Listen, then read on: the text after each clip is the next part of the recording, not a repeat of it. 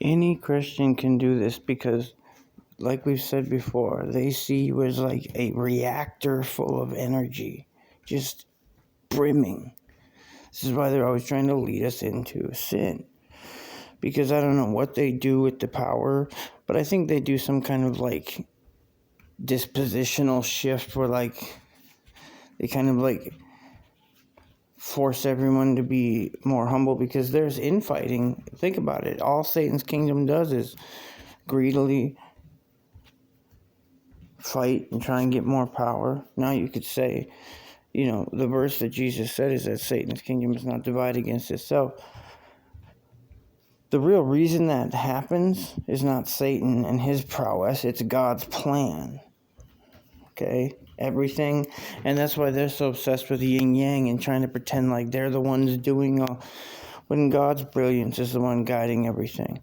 Satan is happy to claim that what God's doing is his work. And he's ill in the mind. He's not quotient. He's not logical. He's more of a cursed spirit at this time. Anyways, look at this, what they were doing. Who remembers during COVID when you could type in any sequence of 3 numbers and it would pull up news stories with 777 people dead? As long as the numbers, almost any numbers, 1,111 people die from COVID. They were doing some kind of gigantic Tech ritual, death cult ritual. And here's just more evidence. So here's this gray. And I knew somebody in the town named Graven who was connected to this Brian Hansen, who I don't even know if he was a person. And I gotta say it. All this, like, things being said about, like, little D energy. The people I grew up around in Brookings, there was some people that, like, in the locker room and stuff, they were exceptionally close to that kind of a thing. I mean, this is what I'm saying with this Brian Hansen guy. It was like, people even made fun of him, and he even admitted it out loud to me once, that, like, I don't care, I go to small. Like, I don't think I would be telling people that. Maybe just keep it between you and then, whatever. But the point is that I actually have seen that. I wonder if that's kind of like a Nephilim trait or some kind of genetic issue with what they're... Either way, this Michael Thurman comes up, and remember, this Brian Hansen was a very good friend of mine. So these ones have been following my account, looking closer, just hanging out in the periphery. I can't remember exactly how I came around it, but look at all these Brian Hansens followed by one person. That's obviously a bot following a bunch of other bots. Or are they bots? Are they fallen ones? Is there some kind of... Do you know that they have things where they can have brain cells in this solution that they can now plug into computers? I mean, it's there where they're just coming out. Now, this is nothing new. They've been doing this stuff since way back, just hiding it, calling it sorcery, calling it this. And this is why the 1% has their little cliques, so they can keep things like this secret so that the world can't see and say, hey, no, that's not niche, that's Satanism, and that's where all of our children have been disappearing. You look at the peasant uprisings and revolts, and you'll see that they cover it up, but usually it was some adrenochrome stuff going on that they finally figured out. And they were not kind to them for stealing their children and basically executing them. Now, that's odd. A Brian Hansen typing in Russian or Ukraine, I don't know. And then the connections of Donald Trump to Putin, to Netanyahu, back to this Brookings institution, and the city of Brookings, South Dakota, and the city of Brookings, Oregon. And all that goes on in this little crooked town is really, it is the deep state town of America. SDSU shares the same as San Diego State. They got some weird connections out there in California, too, with they having another Brookings. And if you ask me, what are you talking about? Well, you look at what former Jesuits have said that the Catholic Church does, is that they use chapels as actually targeting chapels. Think of like in that James McAvoy movie, Wanted, with Angelina Jolie, where the guy is like inside that dome thing with the big gun, and he's like shoots somebody that's miles away or whatever. Kind of like that, but more with like spiritual energy and whatnot. I think during COVID, they saw the satellites caught some big explosion of energy from the South Pole or Antarctica at South Africa.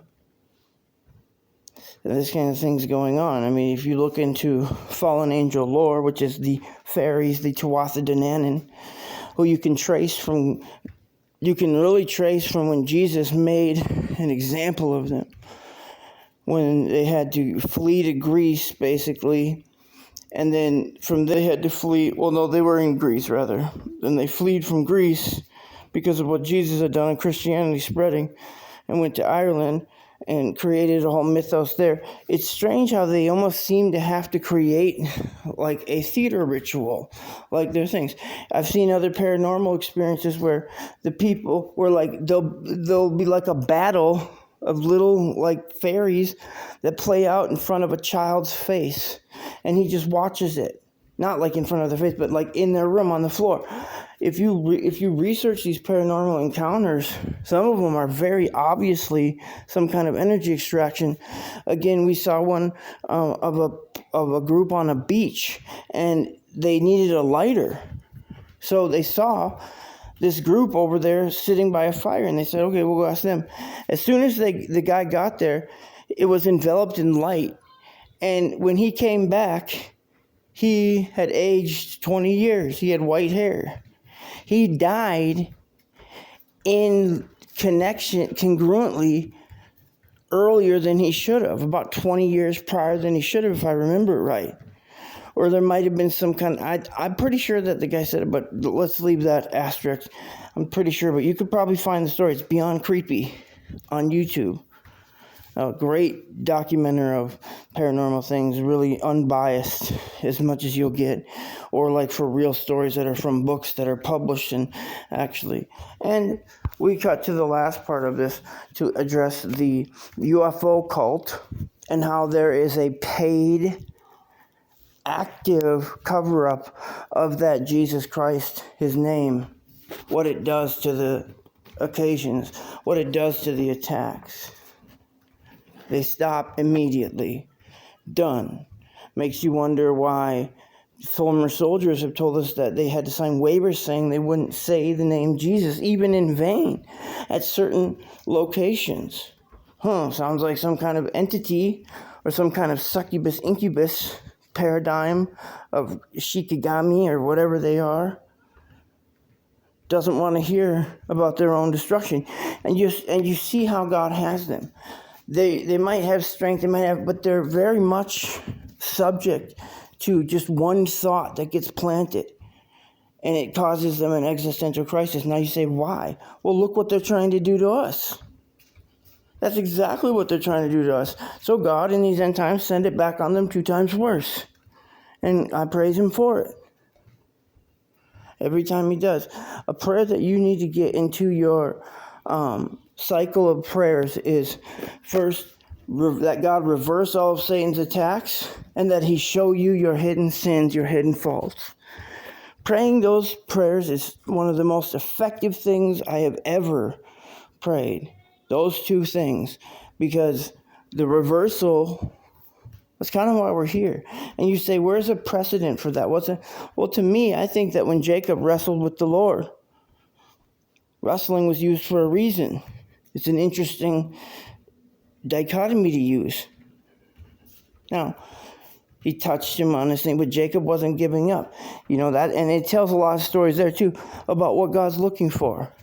He wants your try. He knows you can't live up to who he is, just like Jacob wasn't going to take down God, who holds the weight of the universe if he wants. But Jacob didn't quit. He kept enduring. Now you see what the book of Revelation, you see what the Bible encourages. That very thing. Okay, so we covered a lot here. Hope you guys enjoy it. Again, this was Brian Hansen, who was my quote-unquote close friend that is all tied up in this weird, it's just weird that all these weirdness